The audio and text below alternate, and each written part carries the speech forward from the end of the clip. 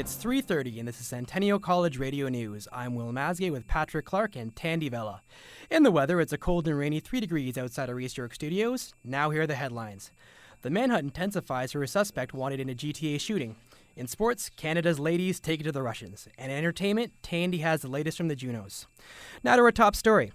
25-year-old Owen Anthony Smith has become the GTA's most wanted man. He's wanted for the fatal shooting at Lawrence and Allen Road, which was caught on tape March 14th. Smith is alleged to have shot 6 men in the doorway of an apartment building, killing one, 18-year-old Ahmed Abdi Karim. Police have already arrested a man they allege to have been seen with the trigger man in the video footage of the crime, 25-year-old Wendell Cuff. The search for Smith intensifies as Toronto police have requested help from the OPP, the RCMP, and even Interpol. Police are asking anyone with information to call Crime Stoppers. In other local news, a Mississauga man has been charged for calling in a fake bomb threat to a mall in Mississauga. 34-year-old Justin Dillon was arrested Wednesday and is facing charges for public mischief and staging a terrorist hoax. It is alleged that he made the call on November 24, 2006 to both Monmouth County Sheriff's Office, New Jersey, and Crime Stoppers here in Toronto. He has been released and will appear later in a Brampton court. And it's that time of year again for high school students. 12th graders across Ontario are checking their mailboxes daily. What are they looking for? Acceptance letters from the desired university or college. The wait is on, with many students anxious to find out where they will be going to school next September. Nicole Watts reports.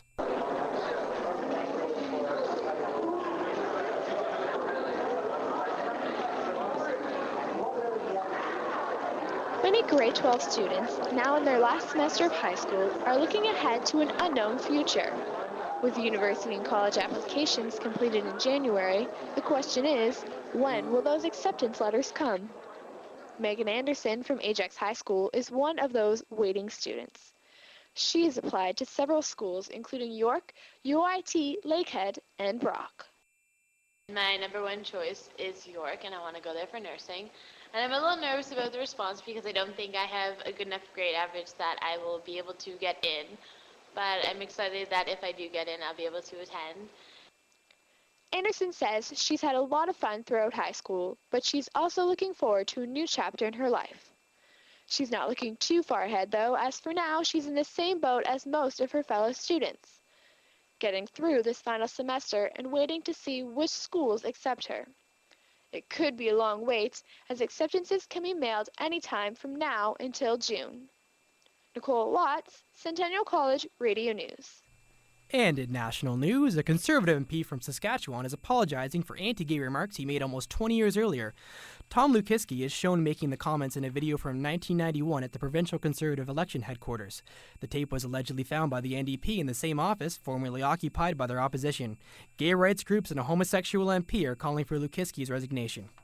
Also in national news, a heavy icebreaker is joining the search for a missing Quebec sealer today. The Coast Guard resumed its search yesterday for Carl Lecoyne, who went down with the La Canadienne 2, a sealing vessel which capsized last Saturday in the Gulf of St. Lawrence. 3 of his fellow crewmen were killed in the accident, and he is presumed dead as well. The initial search for Lecoyne was called off 12 hours after the sinking. His mother and the mayor of his hometown asked for the search to resume.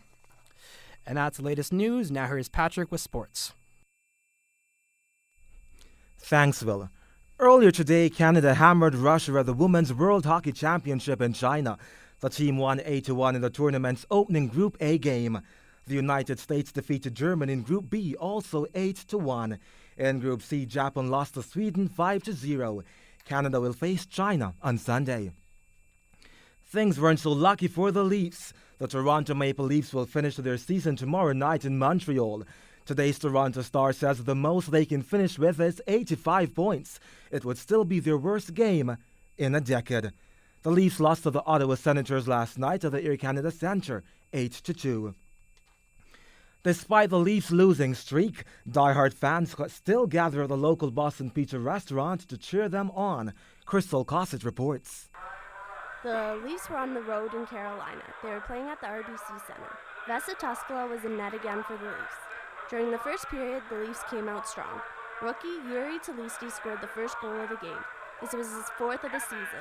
Julian Jane, a fan of the Leafs, says it's not all bad. Well, I don't think they're playing too bad, but the only problem is I figured they'd be playing a lot better because of the signings of Jason Blake.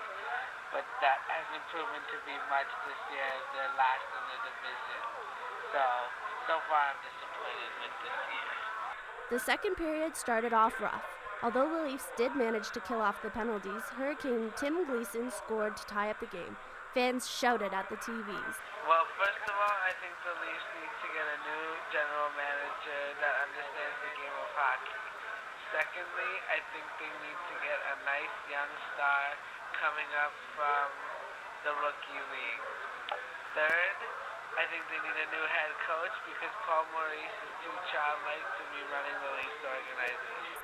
At the beginning of the third period, Scott Walker scored. That gave Carolina a one-goal lead. With 11 seconds left in the period, Leafs captain Matt Sundin scored and sent the game into overtime. With just minutes into overtime, Rob Brendamore scored to win the game for Carolina. The final score was 3-2 Carolina. The Leafs play again on Saturday night against the Ottawa Senators. I'm Crystal Cossett reporting for Centennial College Radio News. The Toronto Raptors will host the Charlotte Bobcats tonight at the Air Canada Centre. After losing Tuesday to the Atlanta Hawks, the Raptors failed to grab a playoff spot. The Raptors says the game tonight will help them get back on track. The Bobcats' only victory over the Raptors this season was when Chris Bosh was not in the lineup. The losing streak continues with the Blue Jays. The Yankees whipped them 3-2 last night. The Jays remain confident about tonight's home opener against Boston. Montreal lawyer Richard Pound failed yesterday to become president of the Court of Arbitration for Sport. It is the highest appeals body in international sports. Pound is the former chief of the World Anti-Doping Agency. He weighed in second to Italian lawyer Mina Oletta. In the World Cricket Cup, South Africa was too tough a team for India. South Africa finished the day on 223 for 4, but Sri Lanka put up a fight against the West Indies. After leading 139 for 5, the West Indies lost the second test to 17 for 5. That's all for sports, but stay with us after the break. Thandiwe Vela comes with us with entertainment. You're eating chunky chicken soup with a fork? Well, you got to spear the chicken to get it into your mouth. Look at that. You got some noodles on your fork. Yeah, but they slide through. Well, you use the spoon, you use the fork. That's right. Is chunky chicken soup a soup or a meal? I leave that up to the experts, but I personally... Why'd you say that? I know, but I mean, I'm not the connoisseur in the food department, but I would say it's the meat. But it's a soup. It's a meal within a soup. Let's put it that way. Campbell's Chunky Chicken. It's the soup that eats like a meal. Thanks, Patrick. In entertainment, the Juno Awards ceremony is going down in Calgary Sunday night. Comedian Russell Peters will be hosting the Canadian Music Awards show. Leading in nominations is Celine Dion with 6 nods. Other Juno nominees include artists Avril Lavigne, Julie Black, and Michael Bublé. The show will be aired live on CTV Sunday at 8. Another artist in the running for a Juno this weekend is Toronto rapper and producer Jay Diggs. Jay Diggs isn't a gangster rapper. He makes music for women to dance to. His fresh approach has people taking notice. Sarah Cooner reports.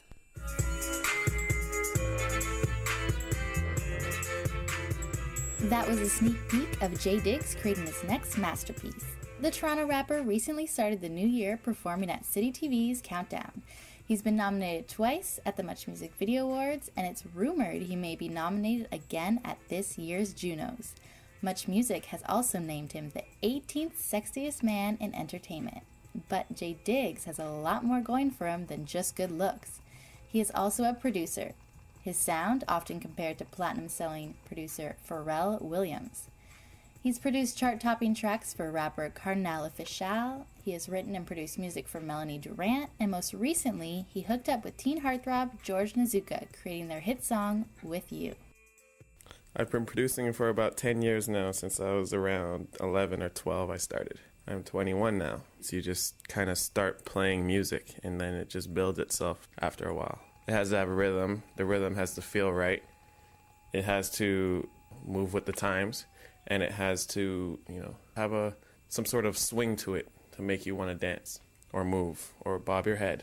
J. Diggs released his debut album, Memoirs of a Playboy, in Canada last August and is currently in the studio working on his sophomore album, which he hopes to release in the US and Canada next year. Thank you for tuning in. I am Sarah Kunar, Centennial College Radio News. Also celebrating making beautiful music together is a sold-out crowd at the Feminist Porn Awards. The third installment of the Sexy Awards show is tonight at the Gladstone Hotel. Statue awards called Emmas will be handed out in categories such as Hottest Trans Sex Scene and Best Buy Scene. If you have kids in tow, fantasy movie Nim's Island starring Abigail Breslin is in theaters today. Also out this weekend is Leatherheads, a sports comedy starring Renee Zellweger and George Clooney. And sure to tickle your funny bone is Comedy Kenny, starring Ronald Shane and Jesse Jacobson. That's all for entertainment. Now back to Will with more news. Thanks, Sandy. That's news for now. You can hear more news coming up in about 15 minutes on the internet at ondemand.centennialcollege.ca. On behalf of all of us here at Centennial College Radio News, thanks for listening and have a great afternoon. Thanks, bye.